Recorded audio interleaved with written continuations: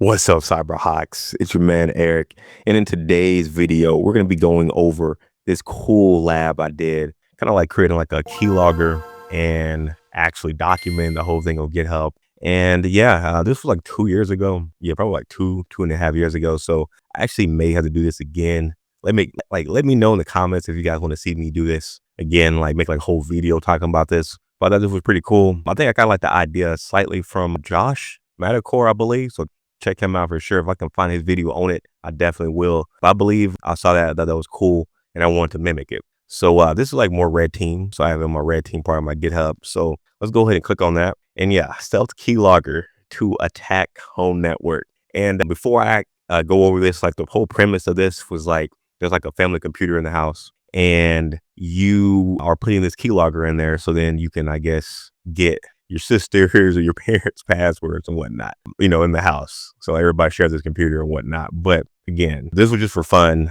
I didn't actually, when I created this, I lived by myself. So I didn't have like no family computer. I was like living with my parents. And so if you're a parent, you may not want to show your kid this video. All right. So yeah, warning, don't use this maliciously. Run malware in your personal home lab for fun learning. All right, so we got that out the way. So, and yeah, the technologies and components I used on this was Windows 10 Pro, Microsoft Azure for my virtual machine. I love Microsoft Azure. Visual Studio Community 22, file and storage services. Of course, the keylogger, C in Windows task scheduler. All right.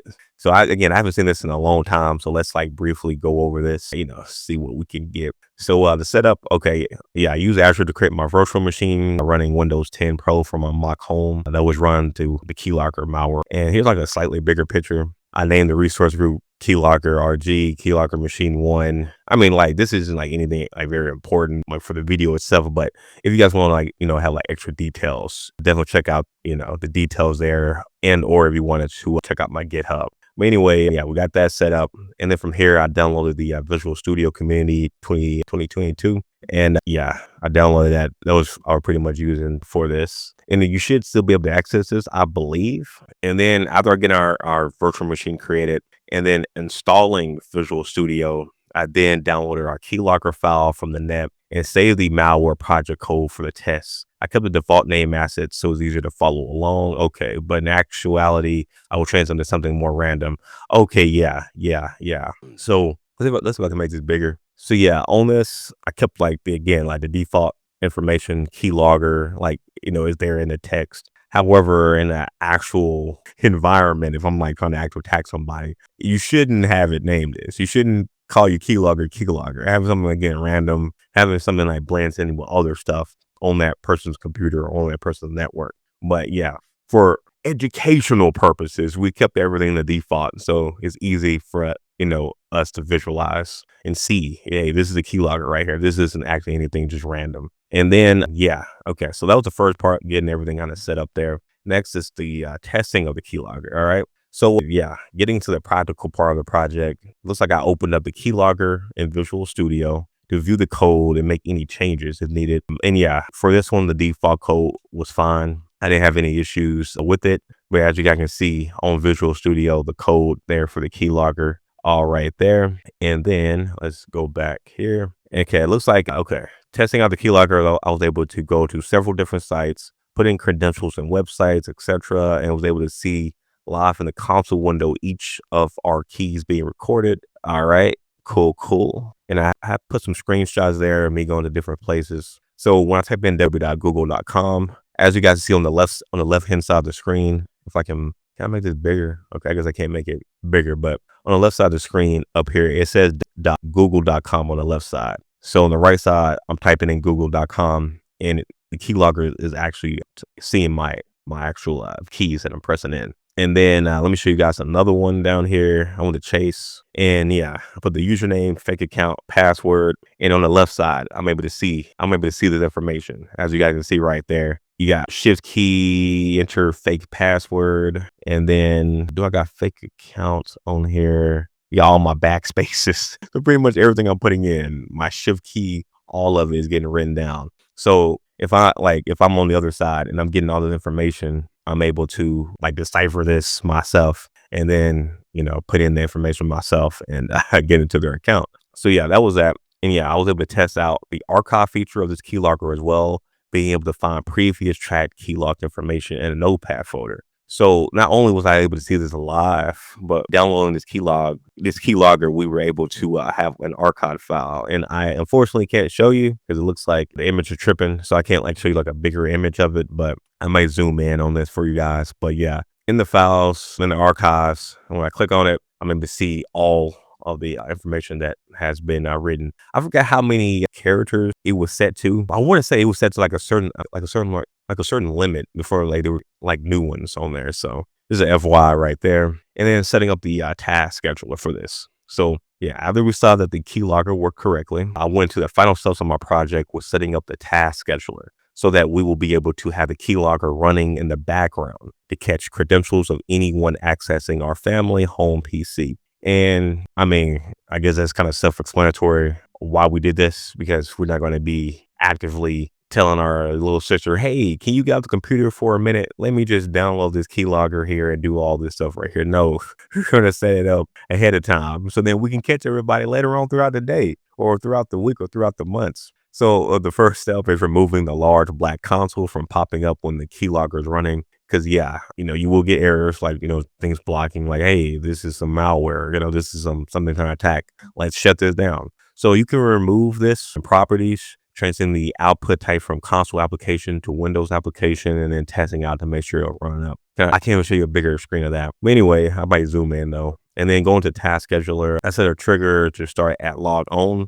with the action being run the program, which is the keylogger executable. And I can't show you a bigger screen of that either, which is crazy. But there it goes on the create a task on the task scheduler. At log on on any user, we're going to trigger that action. So the keylogger turns on, start program, and the program right there is linked, or it goes to the keylogger executable for the actions. So for the trigger, at log on, anybody logs on, and then it should execute on the actions, the keylogger. And I got that there, the file path for that. So now we got that set up.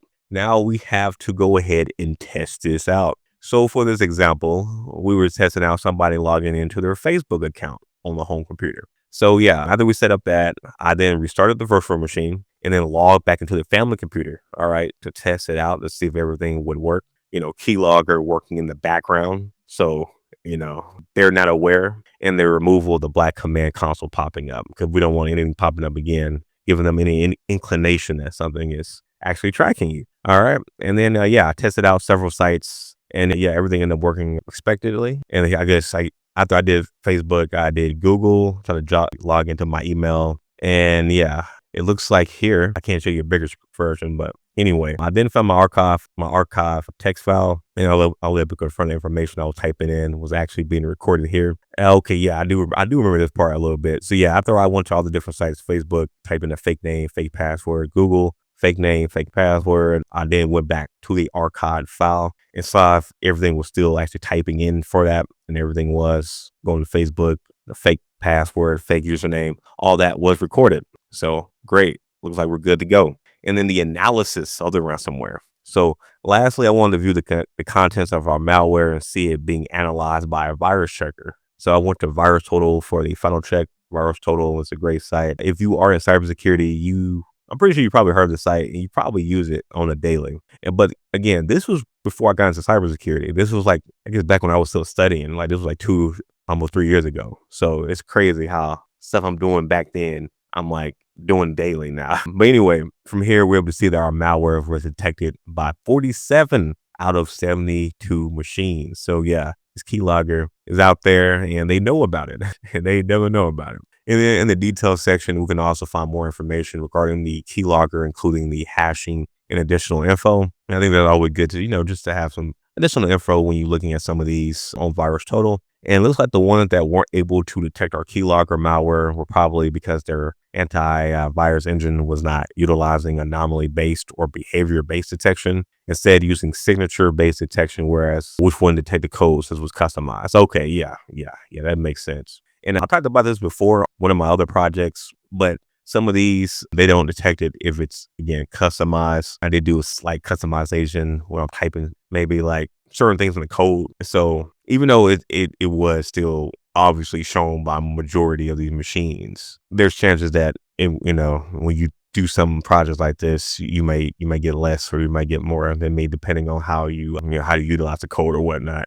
But anyways, in conclusion, yeah, I was able to learn about how keyloggers work, gain a knowledge on how malicious actors use keyloggers to steal valuable credentials and information from users and then log into their accounts. Also, too, from this, yeah, I learned about how having that archive, being able to see that whenever you can also use that to sell people information, sell their account information, log on to this stuff later on, and just be a menace. It's a lot of different stuff you can use. And also too about the task scheduler, because prior to this, I never used a task scheduler, nor have I never really had a reason to. So that was cool, kind of just using other like tech or other software that I just really had no other reason to use. So yeah, this was a fun project, the stealth keylogger to attack the home network. If I can find the one from Josh on his video, I'll definitely leave that here. I'll also leave a link to my GitHub as well, so you can kind of like follow along and set this up for yourself and try it out. Remember, this was just for fun on your home lab. I don't want you guys stealing your parents' information, okay?